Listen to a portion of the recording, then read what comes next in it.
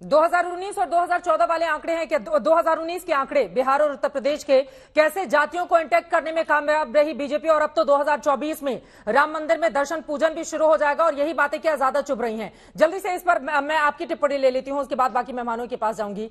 यही ज्यादा चुभ रहा है कि राम मंदिर का निर्माण हो जाएगा, भक्त जाएंगे दर्शन के लिए, फिर बीजेपी को राम के नाम पर फायदा हो जाएगा। दीपक झा जी, देखिए, राम के आस्था पे, राम के अस्तित्व पे कोई सवाल है ही नहीं। राम पे सवाल ही नहीं है, ये तुलसीदास पे सवाल है। आपको तुलसीदास पे आप सवाल कर रहे हैं। देखिए, रामचरितमानस और रामायण दो हमारे महाकाव्य हैं। रामायण में जो रामचरितमानस है और रामायण में अंतर क्या मैं बताता हूं। रामायण वाल्मीकि कृत जो है वो दलित थे, उन्होंने राम को एक आदर्श पुरुष बताया है, और रामचरितमानस में राम को एक सर्वशक्तिमान भगवान के रूप में बताया गया है। तो ये दोनों अंतर है। दूसरी बात मैं बताना चाहता हूं, कहां से लेकर आते हैं ये सब विचार दीपक झा जी? कैसे पॉलिटिकल एनालिस्ट हैं आप? वही रामचरितमानस घर घर में पाठ किया जाता है, आप बता रहे हैं रामायण और रामचरितमानस में इस तरह का अंतर है। चित्रा जी, बात यह है, मतलब किस बौद्धिक स्थिति में आप लोग आ चुके हैं रामचरितमानस के?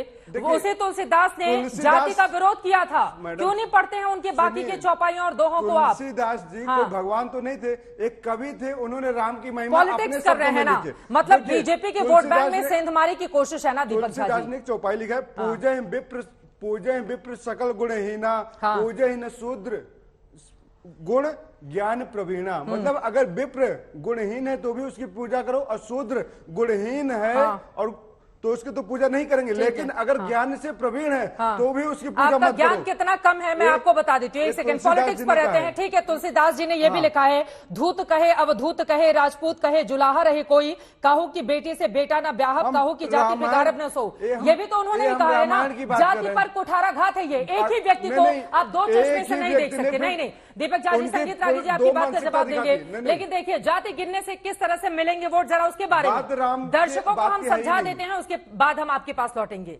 बिहार का वोट गणित साल 2019 का देखिए, यादवों ने 55% यूपीए को, आरजेडी को वोट किया था, एनडीए को 21% गया था, ओबीसी 8% यूपीए को, तो यहां पर 73% एनडीए को मिला था, एससी 17% गया था यूपीए को, आरजेडी कांग्रेस पार्टी को, तो एनडीए को 76% दिया था। ये बिहार का वोट का पूरा गणित 2019 का हम आपको दिखा रहे हैं। 40 वहां पर लोकसभा की सीटें हैं और उनमें से 39 पर एनडीए ने जीत हासिल की थी। नीतीश कुमार उस समय बीजेपी के साथ में थे, और ये आप देखिए, यही ज्यादा बेचैनी है ना। नहीं, यूपी का भी देख लीजिए। एक सेकंड सर, सुनिए। तुलसीदास के रामचरितमानस को आप लोग आज राजनीति का हथकंडा बना रहे हैं, तो उसके पीछे यही अंगगणित है। एक बार यह आंकड़ा भी देखिए, हंसने की जरूरत नहीं है। बिल्कुल रामचरितमानस पर यहां पर बैठकर इस तरह के अट्ठास की जरूरत नहीं है। एक सेकंड शांत रहिए।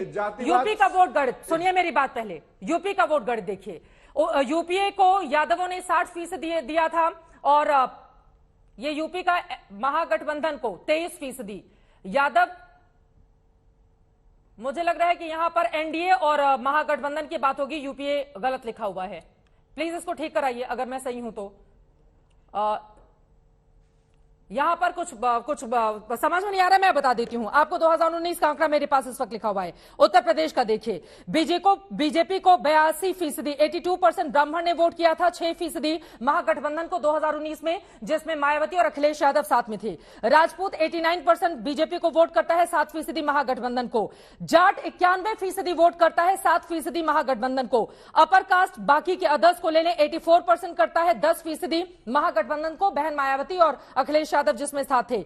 यादवों ने 60% वोट किया था, अखिलेश यादव और मायावती के गठबंधन को 60%, लेकिन यहां पर 23% वोट बैंक बीजेपी भी यहां पर जुटाने में कामयाब रही थी।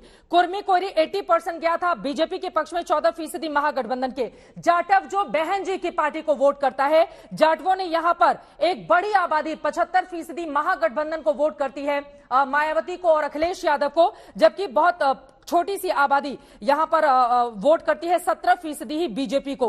अदर ओबीसी 72% वोट करता है बीजेपी को, तो 18% वोट करता है यहां पर महागठबंधन को। यही दर ज्यादा है ना। मैं संगीत रागी जी 10 सेकंड।